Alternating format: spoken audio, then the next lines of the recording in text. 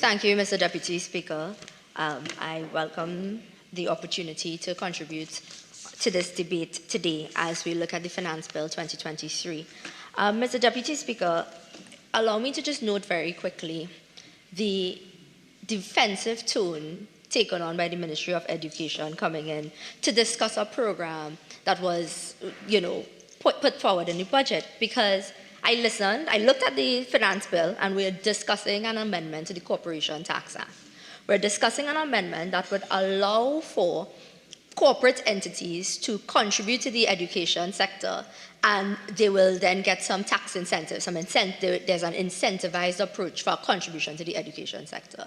So when I saw that the Minister of Education stood up to contribute to this debate, I was expecting a full breakdown of the administration of this program, because the Minister of Finance told us in his opening here today that the approval systems will come through the Ministry of Education. And so I said, all right, well, finally, we are getting an announcement made by the Ministry of Finance, and then the details made by the Ministry of Education. We didn't get that. What we got here was, from the Minister of Education, was a defensive approach. This is what we have done. And it was, I believe, a direct response to my colleague from Urupuch West, who spoke about passing the buck, who spoke about the Ministry of Education having seen the problems, not providing a solution, and now trying to find some new way. And so in the Minister's response, I am now forced to put new things onto the record in this discussion on what I thought was just a simple amendment to the Corporation Tax Act that would allow for an announcement made by the member for Diego Martin Northeast to come into play in January 2024. So we listened to the Minister of Education acknowledge the lack of student performance, or the reduction in excellence in academics over the past. Now, the Minister listed from 2020, the data shows us it is from 2017. There has been consistent declining pass rates amongst our CSEC and SEA students since 2020. That was acknowledged by the Minister of Finance in the budget debate. It was acknowledged again by the Minister of Education here today. And then we're told that we've put things in place to correct this.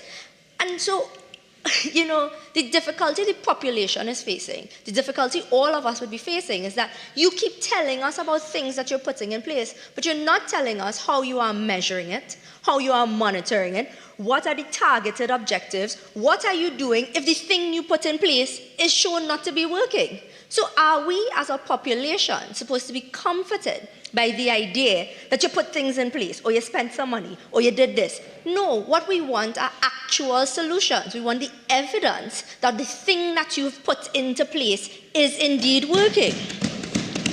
And so in a discussion here today, and again, just for the benefit of those looking on, this is a discussion on an amendment to the Corporation Tax Act that would allow for corporate entities who contribute to the education sector to get some benefit, to get some incentive.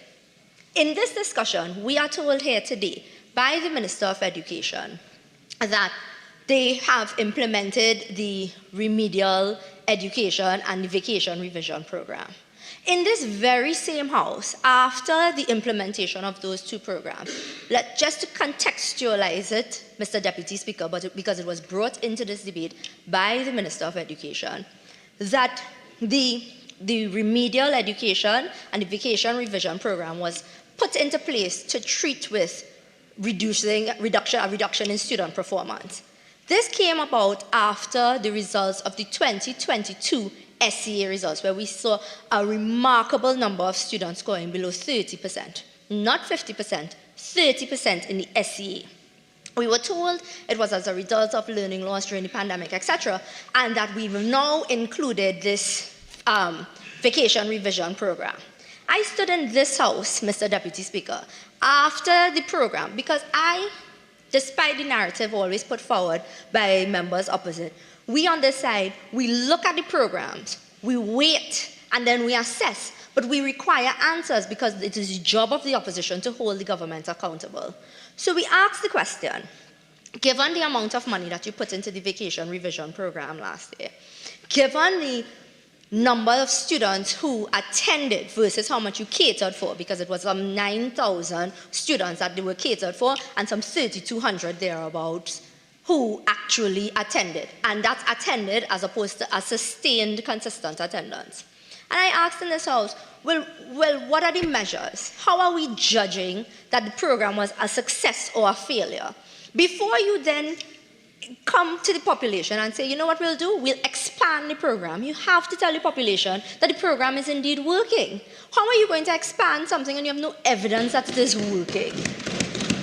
And so that here we are, in the minister's discourse here today, in her attempt to show us, to show the population that the ministry is working, using her words as opposed to any data available to the ministry, we are expected to be told today that they've spent $400 million on school repairs and X number of billion of dollars on emergency repairs. And we exist in constituencies. We live in Trinidad and Tobago.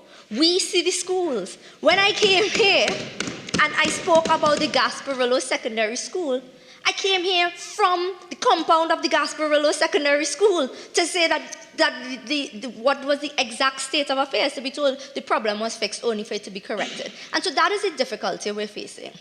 And so while in this discussion as to whether or not we need corporate assistance in the education sector, or whether or not we as the opposition welcome corporate assistance in the education sector, absolutely, anybody who is willing to help, we are willing for them to get on board. But what we want from you, the government of the Republic of Trinidad and Tobago, is to do your job. You have a job.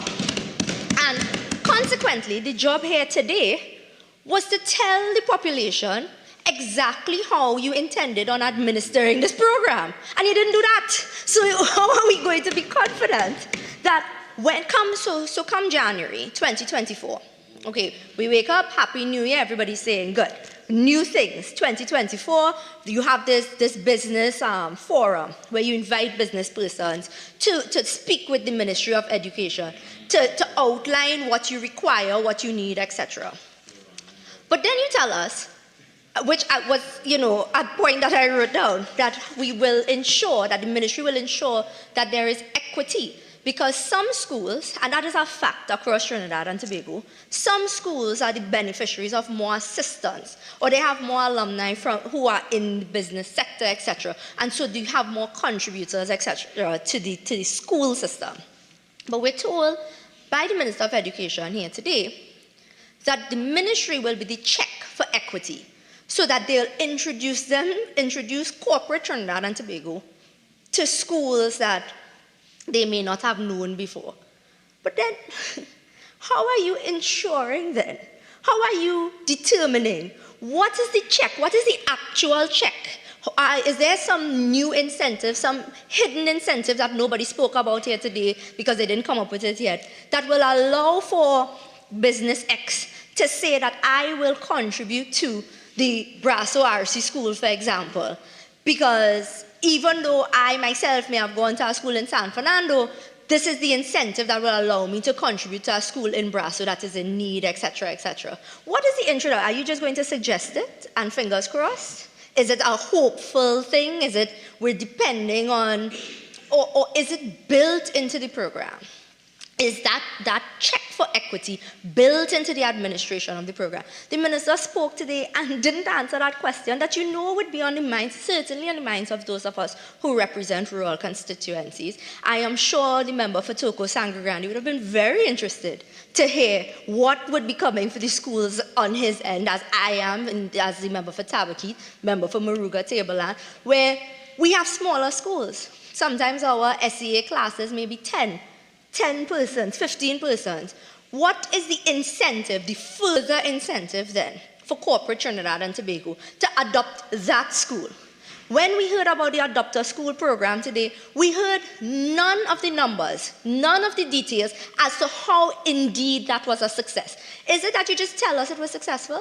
That you just tell us that they adopted a school and children got laptops and all was well? Because again, we exist as members of parliament. We exist in constituencies where we know students who still were waiting and waiting, having completed the means test, etc., and still had no access. So it is not sufficient to tell us something is a success without telling us what is measurable, what is targeted, how your intervention worked, what made it effective, and what spurred this decision to expand the program in such a way. And so, Mr. Deputy Speaker, unlike the Minister of Education, my intention here is not to come in and make this a debate on the education sector. I think it's no longer a debate. We live in Trinidad and Tobago, we see the school violence, we understand the student reporting, etc. What we want are measurable, targeted interventions. We want, when any Minister of Education stands up in this house, outside this house, and you announce a program, you announce a policy, you say, listen, we are giving this academic year. And at the end of the academic year, we will tell you how many students benefited, or what was the exam rate like at the beginning, what it was like at the end. And then we'll tell you what changes we are making based on an evaluation of the program and how that will benefit the citizens of Trinidad and Tobago. And unless you're coming to say that, quite respectfully, Mr. Deputy Speaker, you are not telling us anything new, anything at all, and I thank you.